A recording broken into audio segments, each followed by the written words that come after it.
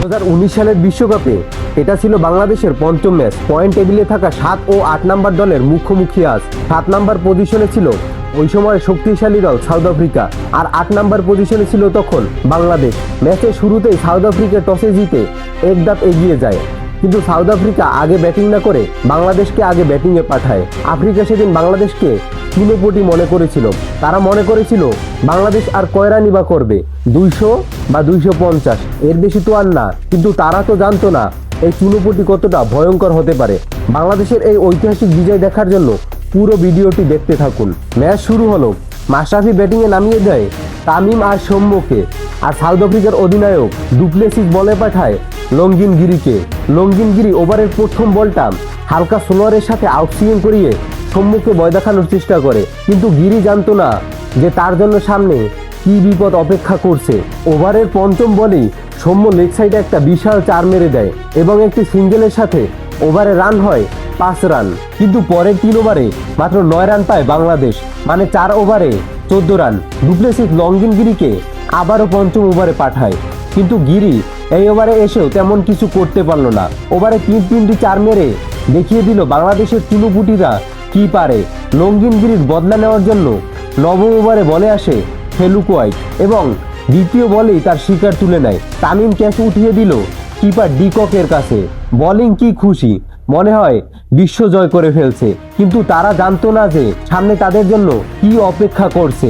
মাশরাফি একটু বুদ্ধি খাটিয়ে অনডাউনে নামিয়ে দেয় সাকিব আল হাসানকে। সাকিব ব্যাটিংয়ে নেমেই চাইছিল সুন্দর একটা জুটি করার জন্য, কিন্তু তা আর হলো না।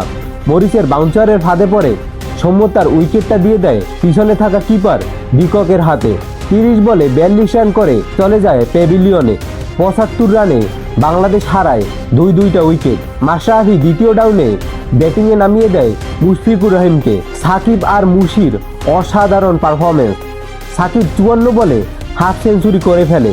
মুশফিক তখন কাঁধে হাত রেখে বলছিল, হ্যাঁ সাকিব, আমরাই পারবো, যেই বলা সেই কাজ।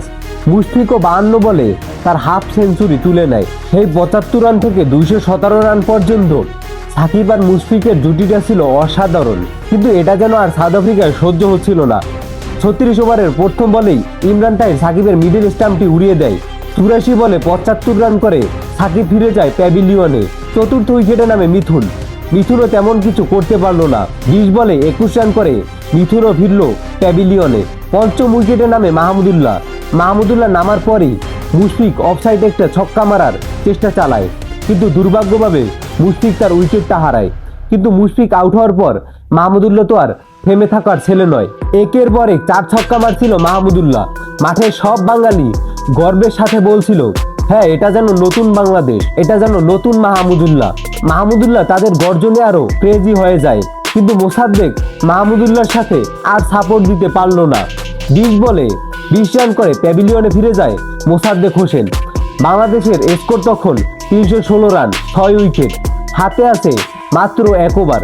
ওভারের প্রথম বলেই রাবাদাকে বিশাল একটা 6 মারে মাহমুদুল্লাহ। দ্বিতীয় বলে সিঙ্গেল দিয়ে ব্যাটিংয়ে পাঠায় মিরাজকে।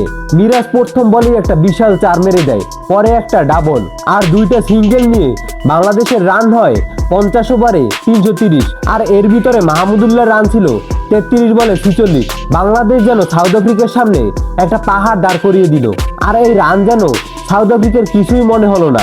সাউথ আফ্রিকার ক্যাপ্টেন ব্যাটিংয়ে নামিয়ে দিল ডিকক আর মাকরামকে। এদিকে বাংলাদেশ থেকে বোলিংয়ে আসলো মুস্তাফিজুর রহমান।